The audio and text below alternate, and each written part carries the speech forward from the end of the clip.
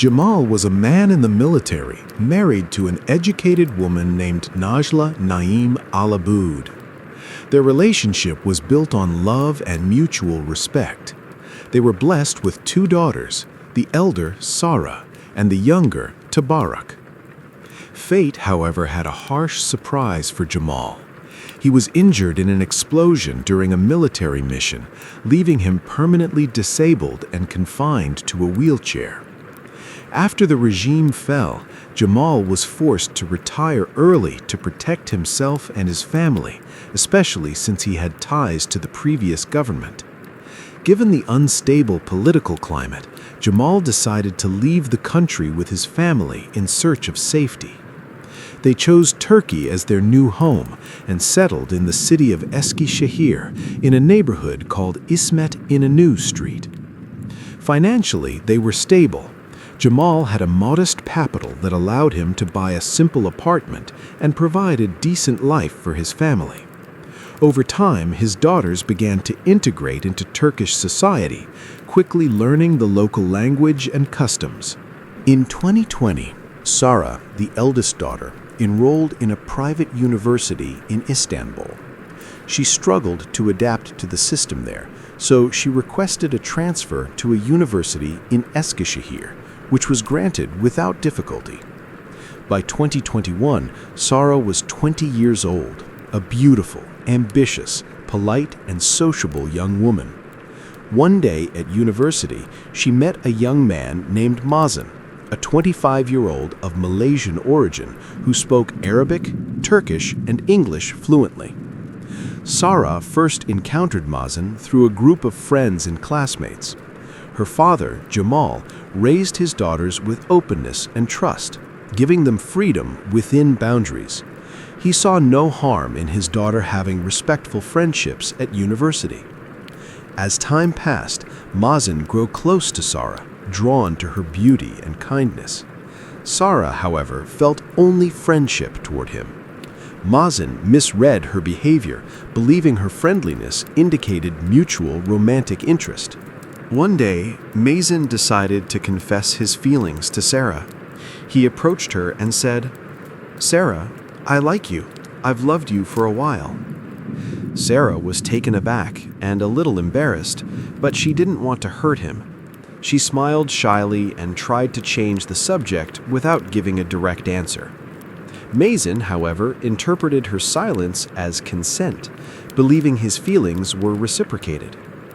A few days later, Mazen surprised everyone by visiting Sara's home and formally proposing to her. Jamal was shocked. His daughter had never mentioned any relationship of this kind. He asked, bewildered, "My daughter, what's going on? Is there something between you two?" Sara replied confidently, "Not at all, Dad. He's just a classmate and a friend. I think he misunderstood, and I'm not considering marriage right now." The father understood and politely addressed Mazen.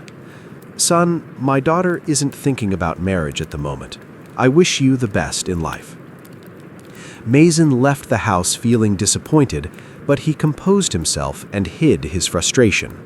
He decided to maintain his friendship with Sara to avoid raising suspicion. Months passed, and the relationship between Sara and Mazen remained strictly friendly and professional, with nothing unusual noticed by anyone. At the end of 2021, one day Sara left her home in Eskişehir, telling her mother that she was going to a nearby cafe for her usual coffee after university, where she sometimes met her classmates. Hours went by, but Sara never returned home. Her mother repeatedly tried calling her, but there was no answer. Soon, the phone was completely switched off. Jamal grew increasingly worried and started searching the cafes she frequented, then contacted her university friends, but everyone insisted they hadn't seen her since the morning. The search continued until midnight with no results. The next morning, her younger sister, Tabarak, remembered that Sara had told her that morning she planned to meet Mazen as usual. The family informed the police, who immediately went to Mazen's house to question him. When asked, Mazen denied seeing her that day, saying, "No, I haven't seen Sara at all. Maybe she went to a friend's place or the university dormitory. She does that sometimes to change the routine. Her parents rejected this explanation, insisting that Sarah never left the house without informing them and could not vanish so suddenly. The police then officially filed a missing person report after more than 24 hours of her disappearance. The police launched an investigation and began tracking Sarah's phone. They discovered that the last recorded location was in a neighborhood called Yenya, the same area where Mazen lived. Suspicion around him grew, especially after learning from Sarah's family that he had previously proposed to her and was rejected. Mazen was summoned again for questioning. He continued to deny involvement, saying, "My relationship with Sarah is good. I would never hurt her. If I knew anything about her, I'd be the first to help you find her." The police were not convinced and decided to review the neighborhood's surveillance footage. The task was enormous, over 10,000 hours of video, but security teams divided the work for detailed examination. After long hours of scrutiny, a shocking revelation emerged. Sarah was seen in one clip walking beside Mazen and then entering his house at 3:30 p.m., but she was never seen leaving. Confronted with the footage, Mazen initially became flustered and said, "Yes, I met her that day. We sat at the cafe and I walked her near my house. After that, she went on her way." But investigators possessed recordings showing she had entered his house and never left. Doubt turned into certainty. During the investigation, authorities uncovered another shocking truth. His real name was Amjad Mohsin Mohammed, a 30-year-old Iraqi physiotherapist, previously married with 3 children. He was not a university student, as he claimed, but a master of identity forgery and living under multiple aliases. He had a history of deceiving and exploiting women. When police raided his house, Sarah was not found, but they discovered forged passports, fake official documents, and evidence he was planning to flee to Bulgaria. All signs pointed to Amjad as responsible for her disappearance, yet he stubbornly denied everything. The police continued their meticulous investigation of Amjad's house and called in a forensic team to examine the premises. The home was unnervingly clean, as if recently scrubbed with strong chemicals to erase any traces. Yet investigators did not give up.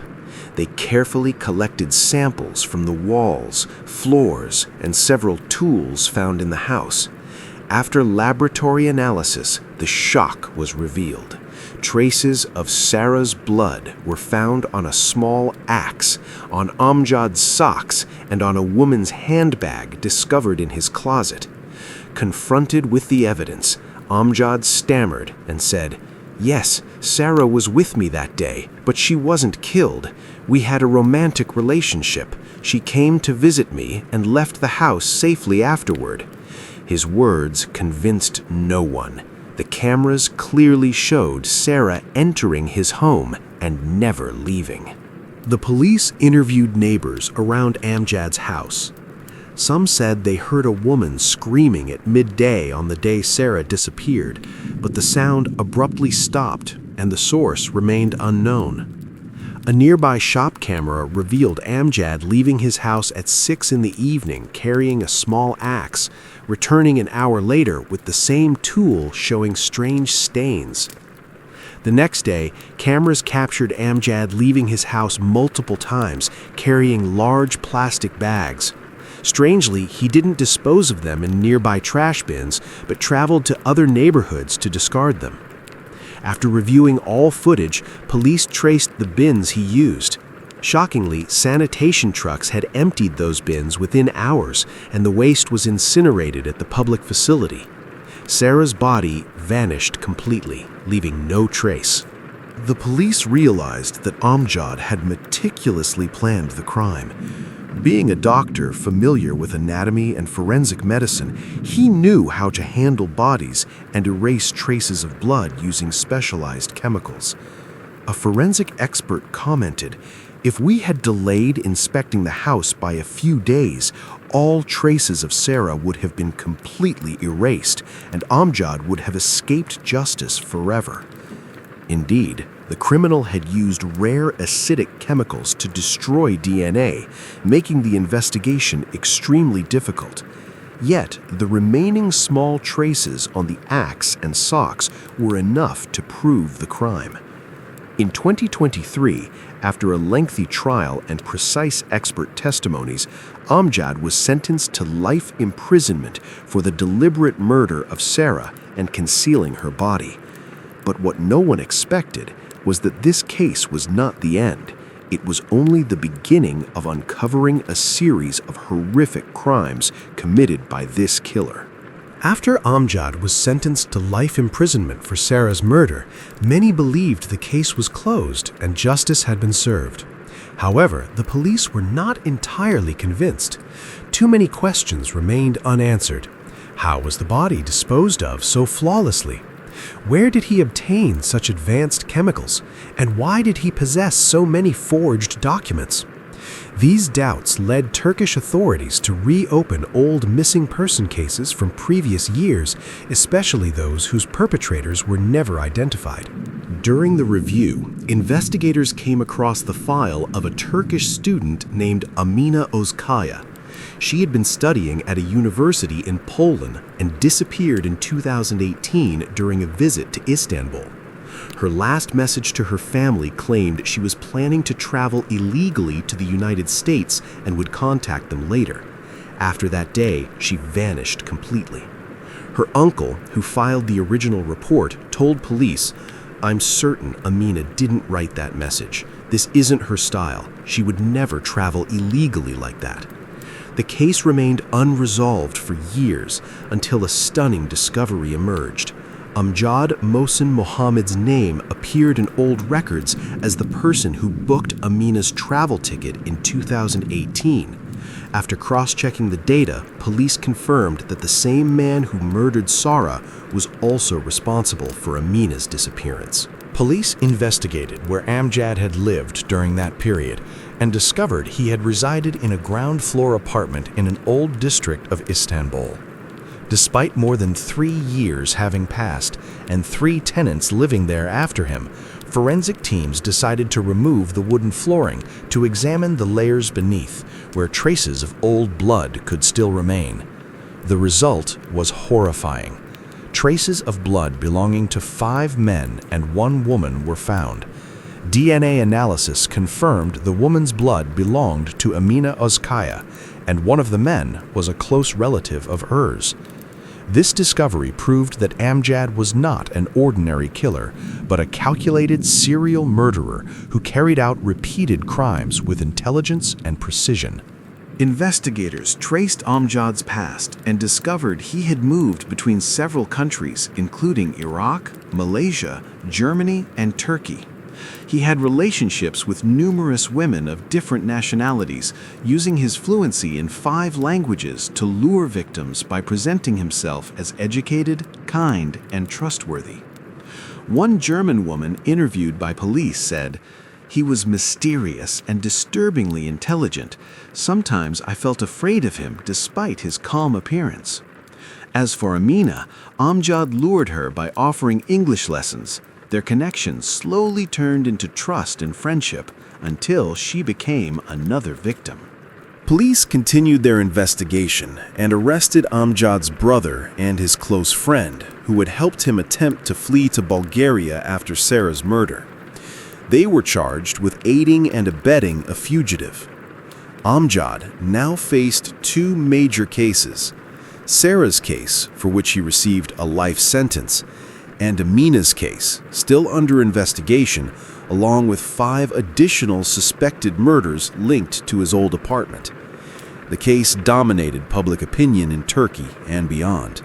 Amjad's name became synonymous with one of the most dangerous modern serial killers, known for his sharp intellect and meticulous efforts to erase evidence. Thus ended the story of the innocent young woman Sarah, whose tragedy led to the exposure of a chain of horrific crimes and finally brought justice to a man stripped of all humanity. This was our story today, a tragedy that began with a fleeting affection and ended by revealing a demonic face soaked in blood. Until we meet again in a new story, stay safe.